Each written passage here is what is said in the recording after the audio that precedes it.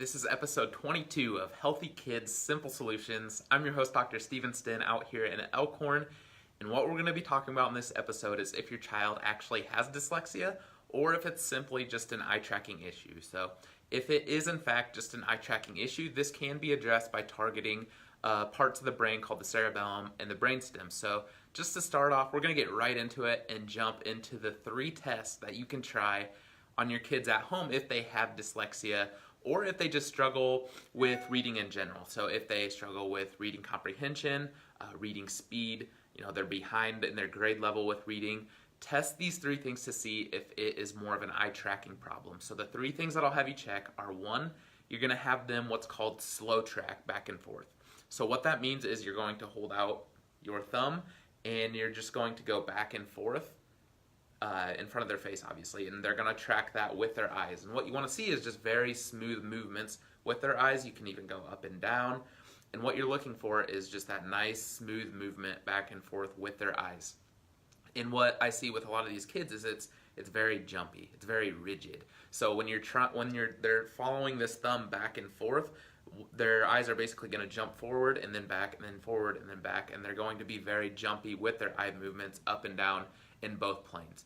So that is one big reason that they're not able to read properly, is because their eyes can't actually fixate on something and track smoothly. It's jumping across like crazy and they can't keep that fluid motion going. So that's the first thing I want you to test. The second thing I want you to test is something called a VOR, which is a Vestibular Ocular Reflex. And what that is you can either stick out your thumb in front of them, they can use their own thumb, you can put a dot, like a piece of paper and a dot on the wall, or something for them to fixate on. And what you're going to do is, you'll have this thumb out here and you'll say, okay, I want you to look at my thumb, and you'll look straight at it, and then I want you to turn to the right and then come back to middle while looking at the thumb. And then I want you to do that 10 times. So you keep doing it, you keep doing it, and you keep doing it. And what you want them to do is to be able to fixate on that thumb the whole time.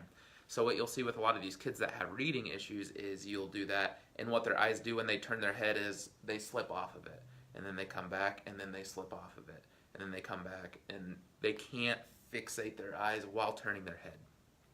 So that's a VOR. That's what the second test you should do to see if this issue is more of a eye tracking problem. And then you want them to do it both 10 times to the right, count how many times their eyes slip off, and then 10 times to the left, and then see how many times their eyes slipped off. If they continually, their eyes fall off every single time they're moving their head away from that target, that is a huge issue with reading, because they're not able to move their head while fixating their eyes where they should be, and basically their eyes are at the mercy of wherever their head moves.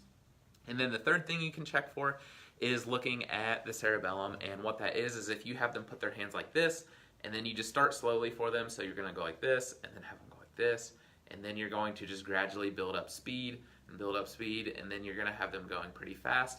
And I always say keep going until you burn your hands out. So they're going to keep going, and then eventually one's going to start getting really tired, and it's going to look like one's going to be all kind of floppy and not doing what it's supposed to, and the other's going to be doing all right. And what that shows you is that one side of the cerebellum is much weaker than the other, and there's an imbalance, which is causing a lot of the eye tracking issues. Or what you can see is they're not even able to do like an alternating hands very well, or not very coordinated, and it's more just kind of they can't actually coordinate those movements, which is an entire cerebellar problem. Because what the cerebellum is it's the part of the brain that causes motor planning. So when we're getting ready to move, or we're getting ready to move our body, what works is our cerebellum, and that gets us ready to plan that movement. So not only the movements for our body and being coordinated and fluid with that, but it's also for our eye movements.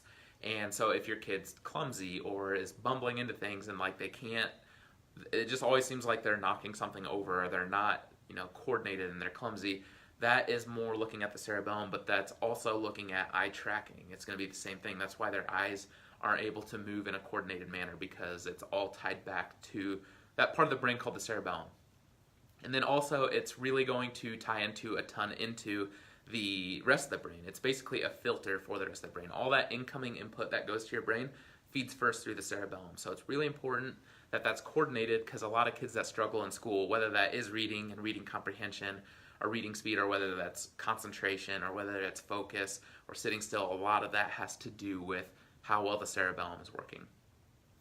So let's just assume that they failed one of those tests or two or all three of those tests.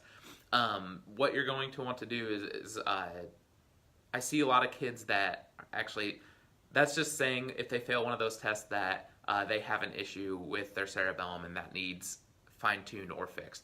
Another thing I see with kids with eye tracking issues is an STNR and an ATNR. So what that is a symmetrical tonic neck reflex and an asymmetrical tonic neck reflex. And virtually every kid that struggles with reading has this STNR and or an ATNR that hasn't been remediated. And what I mean by that is if you've heard of primitive reflexes, what they are, they're reflexes that you have as an infant, and then they should go away by about 6 months of age.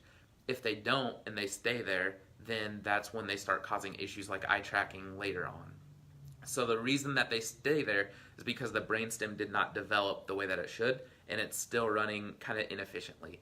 So what we'll want to do is go in and mature those reflexes so that then that's saying that the brainstem has fully matured the way that it should, and then the rest of the brain can and the eyes can track properly. If a kid has an ATNR, what you're going to see is eye tracking is not very good in this plane. It's going to be that really jerky movement. They're going to track smoothly, and then it's going to jump, and then they're going to go back smooth, and they're going to lose their spot on the line. And then an STNR is more movement in the up and down plane. So that's really going to affect if you're looking at your paper and then looking up at the marker board and then looking back down at your paper and, near or far vision to near vision and really working on that convergence. So all of those are going to be an issue if they have that ATNR and STNR. So how do we make the cerebellum run more efficiently? Those 3 tests or the Cerebellar Test, really we're going to give you at-home exercises to strengthen that cerebellum. And then one of the biggest things is hemispheric adjusting. So if we give an adjustment, especially to obviously the correct side of the spine, then that's going to give a very big stimulus to the side of the cerebellum that needs it and the weaker side.